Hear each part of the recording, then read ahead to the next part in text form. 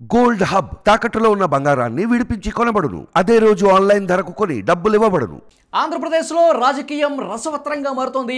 ఆంధ్రప్రదేశ్ ముఖ్యమంత్రి వైఎస్ జగన్ హోరాహోరీగా ప్రచారం చేస్తూ ఉన్నారు. ముఖ్యంగా ఆంధ్రప్రదేశ్లో మేమంతా సిద్ధం పేరుతో ఆయన బస్సు యాత్ర చేస్తున్నారు. రాష్ట్ర వ్యాప్త పర్యటనలు చేస్తూ ఉన్న పరిస్థితి కనిపిస్తోంది. ఈ ఎండ వేడిని సైతం లెక్క చేయకుండా రాజకీయ పార్టీల నాయకులు ప్రచార పర్వంలో దూసుకుపోతున్నారు. మరోవైపు కూటమి నాయకులు కూడా టీడీపీ, జనసేన, బీజేపీ నాయకులు కూడా అదే స్థాయిలో ధీటుగా ప్రచారం చేస్తున్న పరిస్థితి కనిపిస్తుంది. ప్రభుత్వం మీద పోరాటం చేస్తున్నారు. ప్రభుత్వానికి వ్యతిరేకంగా ప్రచారం చేస్తున్నారు. ఈ ప్రభుత్వం రాష్ట్రాన్ని నాశనం చేసింది. జగన్ ప్రభుత్వం పోవాల్సిందే. జగన్ పోతేనే రాష్ట్రంలో మళ్ళీ అభివృద్ధి జరుగుతుందని చెప్పి పెద్ద ఎత్తున ప్రచారం చేస్తూ ఉన్నారు. ఇటు పవన్ కళ్యాణ్ గారు, చంద్రబాబు గారు, తర్వాత బీజేపీ నాయకులు వీళ్ళందరూ కూడా ఉధృతంగా ప్రచారం చేస్తున్నారు. మరోవైపు చెల్లెళ్ళు గురించి మనం ప్రత్యేకంగా ప్రస్తావించుకోవాలి.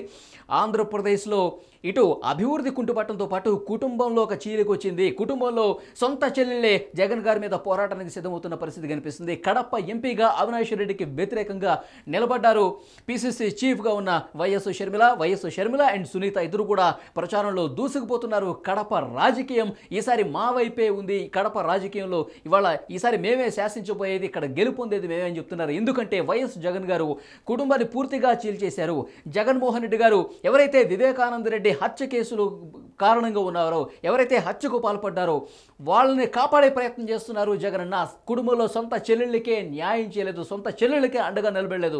ఆయన ఈసారి ఎట్టి పరిస్థితుల్లో ఓడిపోవాల్సిందే అవినాష్ రెడ్డి. అలాగే జగన్ గారి ప్రభుత్వం కూడా కూలిపోవాల్సిందే. జగన్ గారి ప్రభుత్వం కూడా ఓటమి పాలు కావాల్సిందని చెప్పి పెద్ద ఎత్తున ప్రచారం చేస్తున్న పరిస్థితి కనిపిస్తుంది. సో ముఖ్యంగా మనం ఆంధ్రప్రదేశ్లో ఒక పొలిటికల్ హీట్ అనేది బాగా పెరిగిపోయిన పరిస్థితి ప్రస్తుతం కనిపిస్తుంది. ముఖ్యంగా ఇలాంటి కీలకమైనటువంటి సమయంలో కొన్ని సర్వేలు కూడా రాజకీయ పార్టీలో ఒక వణుకు పుట్టిస్తున్నటువంటి పరిస్థితి కనిపిస్తుంది.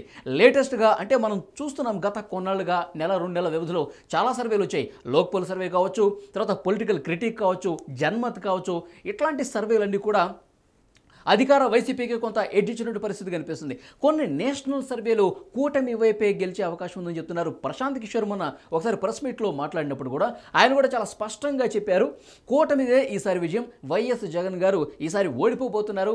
ఎందుకంటే ఆయన ఒక ప్రొవైడర్గా మాత్రమే ఉన్నారు. సంక్షేమ పథకాలు అందిస్తే చాలు, ప్రజలకి అకౌంట్లో కొద్దిగా డబ్బులు వేస్తే చాలు, వాళ్ళకి అభివృద్ధి అవసరం లేదు అన్నట్టుగా ఒక ప్రొవైడర్లుగా మారిపోయి ఆయన వ్యవహరిస్తున్నారు. కాబట్టి అభివృద్ధిని పట్టించుకోలేదు, కాబట్టి ఆయన ఓడిపోతున్నాడని చెప్పి ఆయన దగ్గరే పనిచేసిన, ఆయన గెలుపు కోసం గతంలో కృషి చేసినటువంటి ప్రశాంత్ కిషోర్ అన్న మాటలు ఇవి. సో ఏది ఏమైనప్పటికీ కూడా ఎవరి అభిప్రాయం ఎలా ఉన్నా సరే, నాగన్న సర్వే ఇక్కడ మనకు కనిపిస్తోంది. మార్చి 17 నుంచి ఏప్రిల్ 7 వరకు ఒక సర్వేని రిలీజ్ చేసిన పరిస్థితి కనిపిస్తుంది. ఇక్కడ మీకు ఎక్స్ప్లెయిన్ చేస్తాను. చాలా సర్వేలు కొన్నేమో కూటమి గెలుస్తాయని చెప్తే, మరికొన్నేమో వైసీపీదే ఈసారి విజయం, ఈసారి కూడా ఆంధ్రప్రదేశ్లో వైసీపీ ప్రభంజనం కనిపించబోతుందని చెప్పి కొన్ని సర్వేలు ఇచ్చినటువంటి పరిస్థితి కనిపిస్తుంది. సో ఇప్పటి వరకు ఉన్నటువంటి సర్వేలు ఒక లెక్క అయితే, నాగన్న సర్వే లేటెస్ట్ అని చెప్పుకోవాలి. ఎందుకంటే మార్చి 17 నుంచి ఏప్రిల్ 7, మార్చి 15 నుంచి ఏప్రిల్ 7 వరకు సర్వే చేసింది నాగన్న సర్వే. నాగన్న సర్వేకు ఎందుకంటే వాస్తవానికి సర్వే ఫలితాలు దగ్గరగా ఉంటాయని చెప్పి ఒక పేరుంది నాగన్న సర్వేకు. ఎందుకంటే గతంలో ఇచ్చినటువంటి సర్వేలు చాలా వరకు వాస్తవానికి దగ్గరగా ఉన్న పరిస్థితుల్లో ప్రజలు కూడా నాగన్న సర్వే పట్ల కొంత నమ్మకం కలిగి ఉంటారు. సో డెఫినెట్గా నాగన్న సర్వే ఏం చెప్పిందన్న ఒక క్యూరియాసిటీ ప్రజలు అయితే కనిపిస్తుంది. సో లేటెస్ట్గా వచ్చిన సర్వే కాబట్టి ఒకవైపు ప్రచారంలో అభ్యర్థులు ప్రకటన అయిపోయి అన్ని పార్టీలు ప్రచారంలో దూసుకుపోతున్నటువంటి ఈ ప్రస్తుత పరిస్థితుల్లో లేటెస్ట్గా వచ్చిన సర్వే కాబట్టి కొంత ఆసక్తికరంగా మారుతున్నటువంటి పరిస్థితి ఈ సర్వే పట్ల కనిపిస్తోంది. నాగన్న సర్వే ఏం చెప్పిందంటే, మార్చి 15 నుంచి ఏప్రిల్ 7 వరకు చేసినటువంటి సర్వేలో మొత్తం ప్రతి నియోజకవర్గం నుంచి 600 మంది శాంపిల్స్ తీసుకున్నారు. 600 శాంపిల్స్ ప్రతి నియోజకవర్గం నుంచి 175 నియోజకవర్గాల్లో కూడా వాళ్ళు తీసుకున్నటువంటి శాంపిల్స్ 1,05,000కు పైగా సర్వే అంటే శాంపిల్స్ తీసుకున్నారు. అనేక ప్రశ్నలు అడిగారు. ప్రస్తుతం అధికారంలో నుండి వైసీపీ పాలన ఏ విధంగా ఉంది, వైసీపీ ప్రభుత్వ పాలన ఏ విధంగా ఉంది, ముఖ్యమంత్రిగా వైఎస్ జగన్మోహన్ రెడ్డి గారు పనితీరు ఏ విధంగా ఉంది, మీ నియోజకవర్గంలో ఉన్న సమస్యలు ఏంటి, మీ గ్రామంలో పర్టికులర్గా ఉన్న సమస్యలు ఏంటి, అంటే సంక్షేమ పథకాలు వస్తున్నాయా, సంక్షేమ పథకాలు వస్తున్నా కదా, రిపీట్, సంక్షేమ పథకాలు మీకు అందుతున్నాయా, సంక్షేమ పథకాల పట్ల మీరు సంతృప్తిగా ఉన్నారా, మీకు ఎలాంటి సంక్షేమ పథకాలు వస్తున్నాయి, సంక్షేమ పథకాల గురించి ఇంకా ఏమైనా మార్పులు చేర్పులు కావాలని మీరు ఏమైనా భావిస్తున్నారా, మీ నియోజకవర్గంలో లేదా మీ గ్రామంలో ఉన్నటువంటి సమస్యలు ఏంటి, మీ గ్రామంలో రోడ్లు బాగున్నాయా, మీ గ్రామంలో ఏమైనా అభివృద్ధి కార్యక్రమాలు 5 సంవత్సరాల కాలంలో జరిగాయా, మీరు ఇంకా ఏం కోరుకుంటున్నారు. సో ఇట్లా అంటే నియోజకవర్గంలో వాళ్ళ గ్రామంలో ఉన్నటువంటి సమస్యలతో పాటు రాష్ట్రంలో ఉన్న సమస్యలు కూడా ప్రస్తావించారు. రాష్ట్రంలో ఉద్యోగాల పరిస్థితి ఏంటి, ఏమైనా నోటిఫికేషన్స్ వచ్చాయి అంటే యూత్ అడిగినప్పుడు ఉద్యోగాల ప్రస్తావన కూడా తీసుకొచ్చినట్టుగా తెలుస్తుంది. దాంతోపాటు ఆంధ్రప్రదేశ్ జీవనాడి అనేటువంటి పోలవరం ప్రాజెక్టు పూర్తి కాలేదు. తర్వాత ముఖ్యంగా ఈ 3 రాజధానులకు సంబంధించి జగన్మోహన్ రెడ్డి గారు తీసుకొచ్చిన నేపథ్యంలో అమరావతి ఉంటే బాగుంటుందా, 3 రాజుల నిర్ణయం సరైందా. సో ఇలాంటి ప్రశ్నలు అంటే రాష్ట్రానికి సంబంధించిన ప్రశ్నలతో పాటు వాళ్ళ నియోజకవర్గంలో గ్రామంలో ఉన్నటువంటి అభివృద్ధికి సంబంధించినటువంటి సమస్యలు కూడా అడిగినట్టుగా తెలుస్తోంది. సో వాళ్ళ అభిప్రాయాలు అన్నింటినీ కూడా క్రోడీకరించి ప్రతి నియోజకవర్గంలో 600 శాంపిల్స్ తీసుకున్నటువంటి పరిస్థితుల్లో అన్ని నియోజకవర్గాల నుంచి ప్రజల అభిప్రాయాన్ని క్రోడీకరించి ఏ నియోజకవర్గంలో ఎవరు గెలవబోతున్నారని చెప్పి వాళ్ళు ఆ ఫలితాలు రిలీజ్ చేసిన పరిస్థితి కనిపిస్తోంది. సో ఈ నేపథ్యంలో వైసీపీకి నాగన్న సర్వే ఇచ్చింది 103 స్థానాలు గెలుచుకోబోతోంది వైసీపీ. తర్వాత కూటమికి 39 స్థానాలు గెలిచే అవకాశం ఉందని చెప్పి చాలా స్పష్టంగా చెప్పారు. అంటే మనకు తెలుసు ఆంధ్రప్రదేశ్లో మ్యాజిక్ ఫిగర్ 88 స్థానాలు. 88 స్థానాలు వస్తే ఆంధ్రప్రదేశ్లో ప్రభుత్వం ఏర్పాటు చేసుకోవచ్చు. అయితే అధికార వైసీపీ 103 స్థానాలు సాధిస్తుందని చెప్పి చాలా ఘంటాపథంగా చెప్పినటువంటి పరిస్థితి కనిపిస్తుంది. కాబట్టి ఈసారి కూడా అధికారం వైసీపీదే. జగన్మోహన్ రెడ్డి గారు రెండోసారి కూడా ముఖ్యమంత్రి కాబోతున్నారని చెప్పి నాగన్న సర్వే తేల్చింది. ఇక హోరాహోరీ ఏ విధంగా ఉంటుందంటే హోరాహోరీ 33 స్థానాల్లో ఉంటుంది. అంటే 103 స్థానాలు గెలిచేసుకుంటుంది. తర్వాత 39 స్థానాల్లో కూటమి గెలవబోతుంది.